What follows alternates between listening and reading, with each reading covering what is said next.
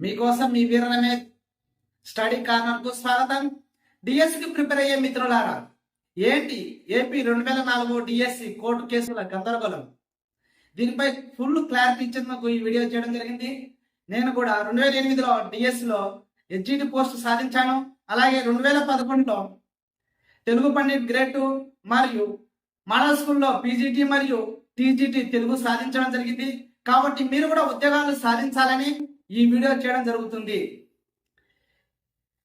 First, టెట్కు మరియు డిఎస్సికి మధ్య సమయం కావాలని కోరుతూ దాఖలైన పిటిషన్ పై హైకోర్టు ఫైనల్ జడ్జిమెంట్ ఇవ్వడం జరిగింది. కనీసం 4 వారాల టైం ఇవ్వాలని ప్రిపరేషన్కి ఇవ్వాలని కోర్టు ఫైనల్ జడ్జిమెంట్ ఇవ్వడం జరిగింది. సరే, అది ఎడ్జిటి వారికేనా, బీఈడి రాసే స్కూల్ అసిస్టెంట్ వారికి కూడానా అనే డౌట్ చాలా మందిలో ఉంది. అది కోర్టు కేసు వేసింది ఎస్జిటి ప్రిపేర్ అయ్యే అభ్యర్థి అయిన Peddiraju and versus state of Andhra Pradesh మధ్య జరిగింది. కాబట్టి అది ఎస్జిటి వారికి మాత్రమే వర్తిస్తుంది. సరే, బీఈడి వారికి వర్తించదా? బీఈడి వారు గమనుంటారా? వాళ్ళు కూడా కోర్టు కేసు వేస్తారు కదా. అవును, ఈ రోజు మార్చి 5వ తేదీన వాళ్ళు కూడా హైకోర్టుకు పిటిషన్ దాఖలు వేయడం జరిగింది. మాకు కూడా సమయం కావాలని హైకోర్టుకు వేయడం జరిగింది. ఆ కోర్టు తీర్పు మార్చి 6 బుధవారం 2:30కు ఆ కోర్టు విచారణ జరగడం జరుగుతుంది. కాబట్టి ఎస్జిటి వారికి టైం ఇచ్చిన తర్వాత బీఈడి వారికి కూడా, బీఈడి స్కూల్ అసిస్టెంట్ రాసే వారికి కూడా టైం ఖచ్చితంగా ఇస్తారు. కాబట్టి మీరు దాని మీద ఫుల్ క్లారిటీ వచ్చింది. కాబట్టి దాని గురించి ఆలోచించాల్సిన అవసరం లేదు.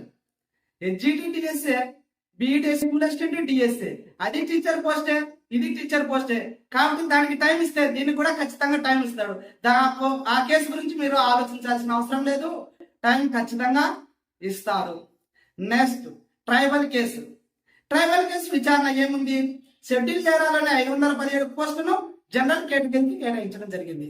సరే, అభ్యర్థుల తరపున న్యాయవాది గట్టిగా పోరాడి గెలిచినారనుకో, ఆ జనరల్ కేటగిరీలోని 500 పోస్టులను తిరిగి షెడ్యూల్ చేరాలో కేటాయించిన తర్వాత ఇంకా డిఎస్సి రద్దు కాదు. కాబట్టి మీరు డిఎస్సి ఖచ్చితంగా ప్రిపేర్ అయ్యాల్సిందే, ఎగ్జామ్ రాయాల్సిందే. నెక్స్ట్, ఇంకొక డౌట్, ఎలక్షన్లు ఉన్నాయి, ఎగ్జామ్స్ జరుగుతాయా జరగవు అనేది ఇంకో క్వశ్చన్. సరే, హైకోర్టు ఏం తీసుకొచ్చింది? కనీసం 4 వారాలు. మార్చి 9 కల్లా టెట్ ఎగ్జామ్స్ కంప్లీట్ కావడం జరుగుతుంది. మార్చి 9 నుండి ఏప్రిల్ 9 వరకు 4 వారాల టైం, 1 నెల గడువు అయిపోతే ఏప్రిల్ 9 నుండి జరుపుకోవచ్చు కదా. ఏప్రిల్ 9 నుండి ఏప్రిల్ 20 వరకు జరుపుకోవచ్చు. సరే, ఏప్రిల్ 9 నుండి ఏప్రిల్ 20 వరకు గవర్నమెంట్ జరపలేకపోయింది. నెక్స్ట్, ఎలక్షన్ల టైంలో కూడా జరపవచ్చు, ఎలక్షన్ అయిపోయిన తర్వాత. దానికి ఎగ్జాంపుల్ 2008 డిఎస్సి నోటిఫికేషన్ 2009లో ఎలక్షన్లు అయిపోయిన తర్వాత మే లాస్ట్ లో చేయడం జరిగింది. కాబట్టి మీరు కూడా దాని గురించి ఆలోచించండి. ఒకవేళ అప్పుడు కూడా జరపలేకపోతే నెక్స్ట్ గవర్నమెంట్ వచ్చిన వెంటనే డిఎస్సి జరపడం జరుగుతుంది. కాబట్టి మీరు ప్రిపరేషన్ కొనసాగించండి, ఎట్టి పరిస్థితుల్లో వేస్ట్ చేసుకోకండి టైం. కోర్టు కేసుల గందరగోళంలో పడి ఈ రకరకాల యూట్యూబ్ ఛానల్ చూసి మీరు గందరగోళానికి గురి కాకండి. నేను కూడా యూట్యూబ్ ద్వారానే చెప్తున్నాను. నాకు ఒక క్లారిటీ ఉంది, ఆల్రెడీ 4 ఉద్యోగాలు సాధించాను, చాలా అనుభవం ఉంది. ఇటువంటి ఇవన్నీ యూట్యూబ్ ఛానల్స్ చూసి నేను కూడా ఏపీఎస్ లో చాలా నష్టపోయాను. ఏపీఎస్ ఉద్యోగాలు కూడా రాసి చాలా నష్టపోవడం జరిగింది.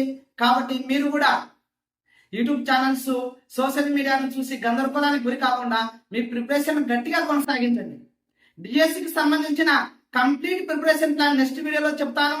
అలాగే డిఎస్సి స్ట్రాటజీలు కూడా నెక్స్ట్ వీడియోలో చెప్తాను. నేను తెలుగు సబ్జెక్ట్లో 4 పోస్టులు సంపాదించాను. కాబట్టి తెలుగు పండిట్ గ్రేడ్ 2 మరియు తెలుగు పండిట్ పీజీటీ మోడల్ స్కూల్లో టీజీటీ పోస్టులు మొత్తం 3 ఉద్యోగాలు తెలుగు సంబంధించి సంపాదించాను. అలాగే జేఎల్ డిఎల్ కూడా రాశాను. కాబట్టి తెలుగుకు సంబంధించిన పూర్తి మెటీరియల్ ను యూట్యూబ్ ద్వారా అందియాలనుకుంటున్నాను. అది కూడా త్వరలోనే మీకు అందిస్తాను. కాబట్టి నా ఛానల్ ఇంకా సబ్స్క్రైబ్ చేసుకోండి. ఇట్లు మీకోసం మీ వీర రమేష్.